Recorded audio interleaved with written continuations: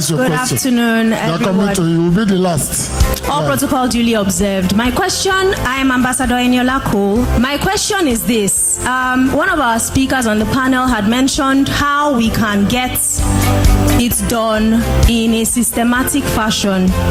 And one area that is a lacuna is the area of the wards. We keep saying go to the grassroots to get into politics, but what is the structure for ensuring that there are women even at the ward level, whether it's the council or in the LGA or in the LGC? What is the structure for getting women in there? We mentor students from universities and we have a pool of young women who are interested, but how are we going to get them in there? If at the top we don't have so many women, it means that there is a systemic problem from the grassroots, and we must ensure that we treat it from that angle. Start getting women into the wards, into the LG, so that when it's time for elections, you have people to elect. If not, at the top there will be nobody. So please, let's also, as we push this bill, ensure that we get young women in from the grassroots, and ensure that we also do not jettison God, because it will be an act of God for us to get this bill. Thank you so much. Thank you.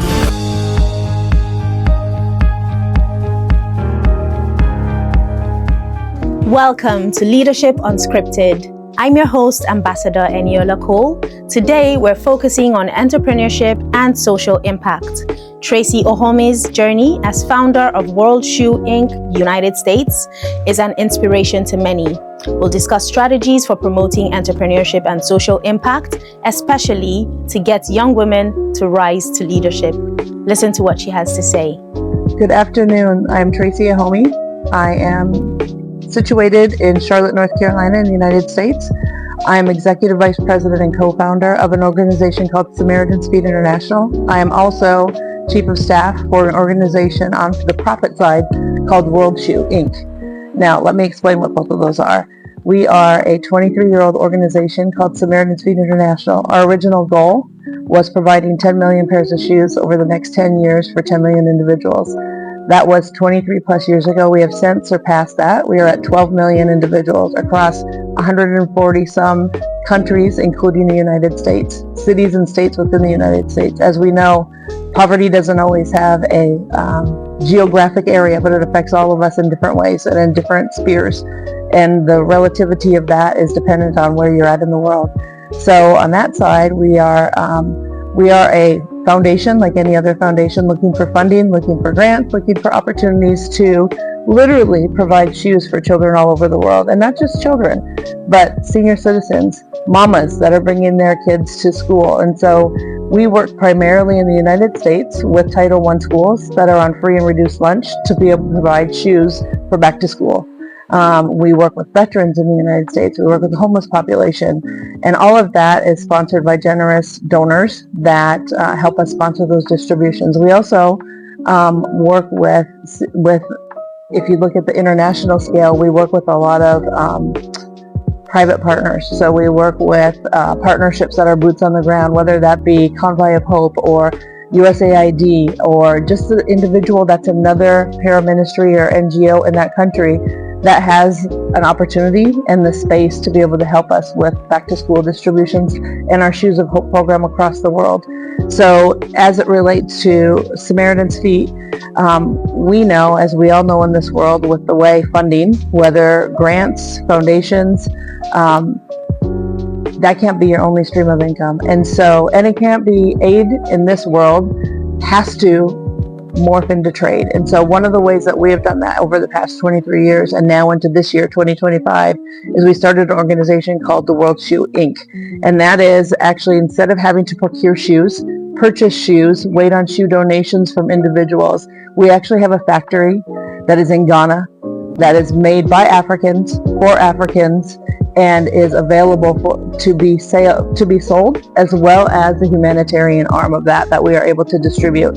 So on the humanitarian side, we have an organization that supports our World Shoe Inc. called the World Shoe Fund. And that is the humanitarian arm where we're able to lock arms with boots on the ground, from health service organizations to healthcare workers in other countries, where we can go in and provide things that are in sync with what we do. We bring our World Shoe, which is a microorganism biodegradable shoe, and I wish I had it on right now so I could show you, but it has an additive that is in the shoe that is made out of oyster shell that helps to repel foodborne diseases.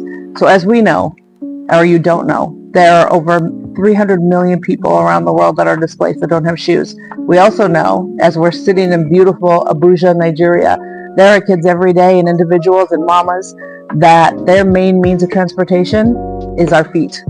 So how important is it to have feet and proper fitting footwear that don't have jiggers, that don't have soil transmitted diseases that cause amputations and other things, that you can die with a simple, basic, essential that everybody should have, which is a pair of shoes.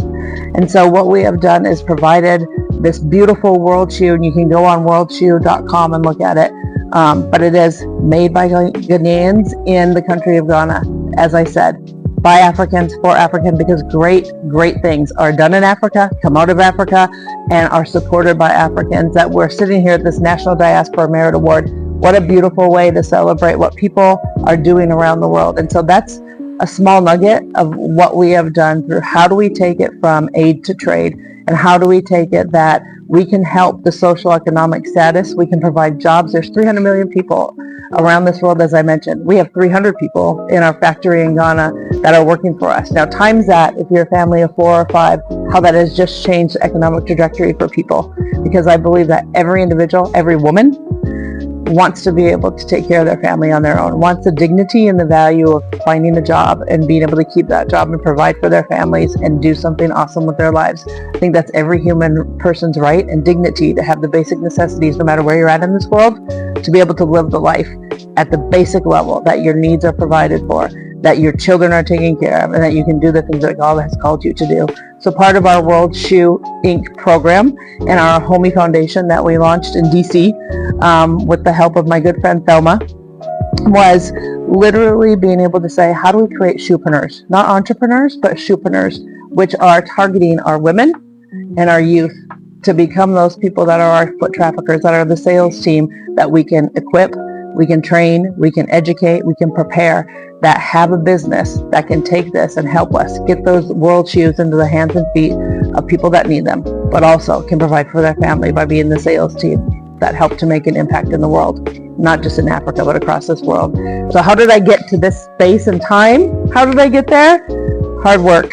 I will say I obviously went to university in the US, but I did not go to the university for this. I have a liberal arts degree. But I knew at a young age, a professor asked, what do you want to do with your life? And there was 2 things that I mentioned. I wanted to own my own business, and I wanted to help people. I should have said I want to also be a billionaire so that I can give everything away that I want to be able to provide for people. But what it has taught me, and I have a story. You might look and say, well, it's the US, you have this life. No, I have a story. My father left our home when we were young. My mother was left to figure out how to pay the bond on our house, how to pay for the electricity, how to be able to provide for her 4 kids. I know what it's like to stand in line and be that kid that needed to get something. And so it's hard work, it's passion, but I knew that I wanted to be able to make a difference in the lives of those around me. So I got here by, yes, educating ourselves, being in the right room so that when you are educated, you know the things that you want to be able to share. But the real reason that I've been able to be successful is because it's not about me. It's not about you. It's about what you were created for, the solution to the problem in this world that you were created to solve. You ever wonder why God created your life, what your existence is for? You were created, fearfully and wonderfully made. There's an actual purpose and existence for the life that you have to be a solution to the world's problem. You just haven't figured out what the solution or the problem maybe is yet. So what are you doing right now that says, with the measure that you've been comforted, you can comfort others? Because the part of the story I didn't get time to share is my husband's from Nigeria. He received his first pair of shoes at the age of 9. First ever kid in his community to receive, in his village, to receive a pair of shoes. And that propelled him to dream bigger and want more and to achieve and to esteem to be able to get there somehow, some way. That someone, one person, came and spoke into his life. And so if you don't think that you can't do it, you're not big enough, you're not your big sister, you're not your big brother that's gotten there, Remember the power of one? You are that power of one. You have that hope within you to be able to deliver on the goods of what you see that you want to solve as solutions to the world's problems. So thank you. I'm just so appreciative of my new friend and the time that I got to meet and have this few minutes to speak. I look forward to sharing more of my years of wisdom, but I honestly can tell you it only comes from the grace of God and being able to say, what do you want me to do with my life? What's in my hands that I can continue to pass on to others? And that's how we all make the world a better place, by what we can pass on. Thank you, Tracie Ohonme, for sharing your entrepreneurial journey. Your work empowers and truly inspires. Stay tuned for more innovative conversations right here on Leadership Unscripted, and always lead without limits. I've been your host, Ambassador Eniola Cole. Bye for now.